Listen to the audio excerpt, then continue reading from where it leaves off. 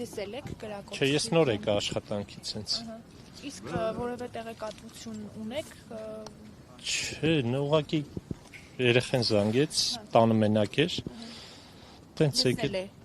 կրակոցներից։ Չէ, տեսել է ինչ-որ սենց պատուհանից, լսել չեմ կարող ասեմ, չեմ է խոսած հենց նոր եկա, բարձրանում էի տուն արդեն։